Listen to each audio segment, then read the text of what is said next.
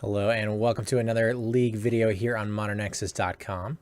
My name is Ryland, also known as Holy Shamgar on Twitch. And today we're going to be battling with a mono blue living end deck.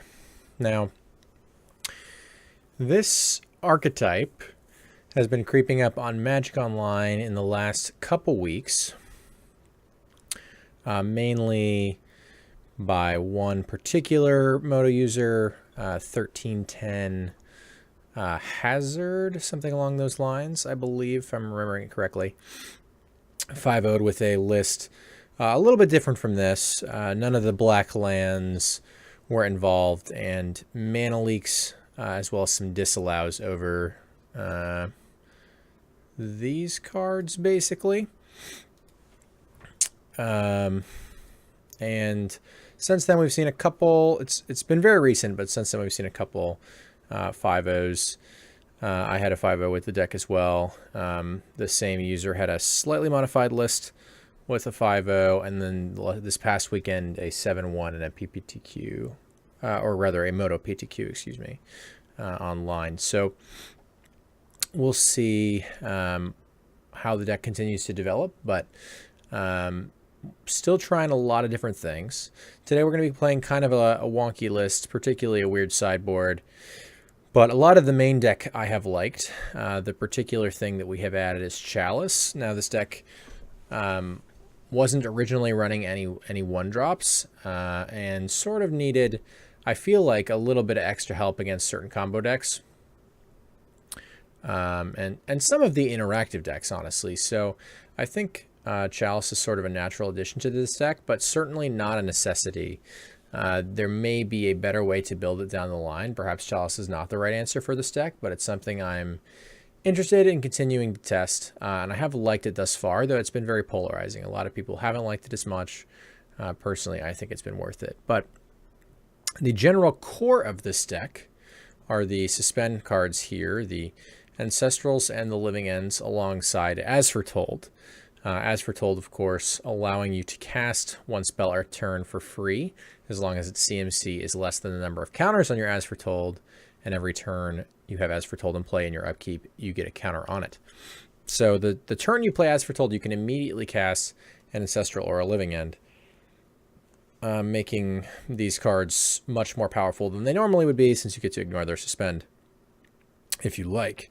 That also makes Taliaferro West particularly good, since we get to transmute and tutor for either of these, also some of the lands. Also, in a pinch, sometimes you do want to tutor for Chalice, and definitely Engineered Explosives. We've also added Bojuka Bog to the list as a pretty good tutor target, since sometimes your opponent's graveyards really can matter, since you're trying to Living End. On top of that, we've got a core of 16 Cyclers here.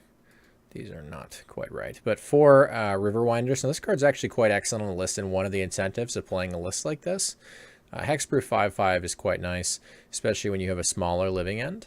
It can still get there pretty easily, considering the hexproof is a big deal. Spirit Wraith, obviously, and then Curator also quite good, especially because it's a reasonable card to cast as well. Architects of Will having a nice trigger there. And Archfiend being good for games where your opponent might actually get stuff off of your Living End, helping you clear the board after that can be very relevant, or against affinity decks with Ravager, things like that. And then the Cryptics and the Remands just kind of shoring up the rounding out the deck, I guess I should say, especially a blue deck that can support this many blue sources. Cryptics very easy to cast, and oftentimes you will try to tap your opponent's team after a Living End to push through, or protect your Living Ends, or whatever. The nice part, of course, is that you can set up so that you're not spending any mana on the turn where you're actually trying to Living End, since you're casting it for free. That does mean resolving As Foretold is particularly important. Fortunately, this deck sees quite a few cards through the Cyclers, Cryptics, Remands, Ancestrals. I mean, you look at a lot of cards with this deck, which is quite nice. And then, other than that, we're really just looking at our sideboard here. I guess I didn't mention that we did add a couple black sources. The original list didn't have these. Personally, I think these are worth it for hard casting our creatures. It's possible that they're not, but I think they're free enough Dark Slick Shores and River of Tears punish you very, very infrequently. I think it's worth it. I'm not sure what the right number of Field of Ruins is. The thing that stopped me from cutting them all together is the popularity of Tron A and the ability to cast, this is a weird one, but the ability to cast Engineered Explosives for 0 Sunburst when there's a Chalice for 0. Chalice for 0, a huge problem for this deck. And if your opponent chalices for 0, you of course can't cast your Engineered Explosives for X equals 0. It will get countered by the Chalice. But if you have a colorless land, such as Gemstone Caverns or Field of Ruin, you can pay 1 colorless mana to cast your Engineered Explosives. The Sunburst will still be 0, so it will be able to blow up the Chalices, the problematic Chalices that your opponent has, but still not get countered by the Chalice itself. So that stopped me really from cutting more of these. The original list had 4 and a Ghost Quarter, but it just felt like they were getting in the way far too much. And then our sideboard, we're trying a lot of different stuff right now. I don't imagine I would ever want the sideboard to end up looking like this, but for now, we're trying a lot of different stuff, especially to attempt to beat the Chalice Relic decks.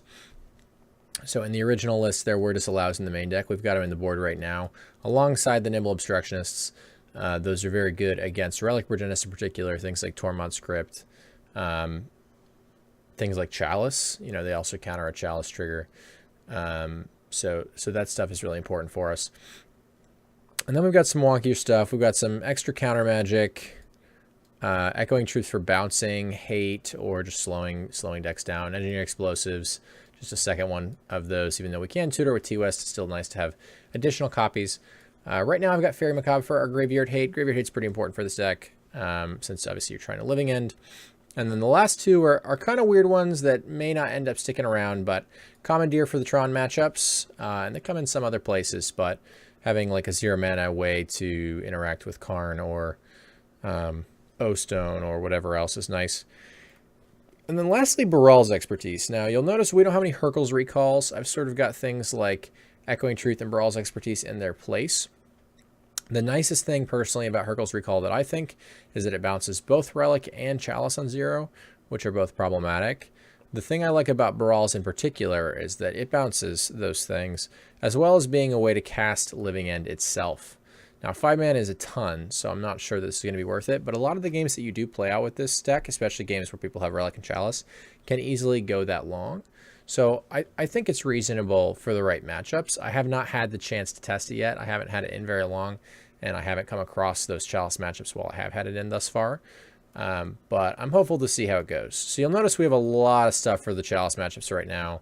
I don't imagine I can keep it this way for too terribly long, but for now, that's where we're at. So that's what we'll be battling with today, and let's go ahead and hop into the games. I'll see you in round 1 in just a minute.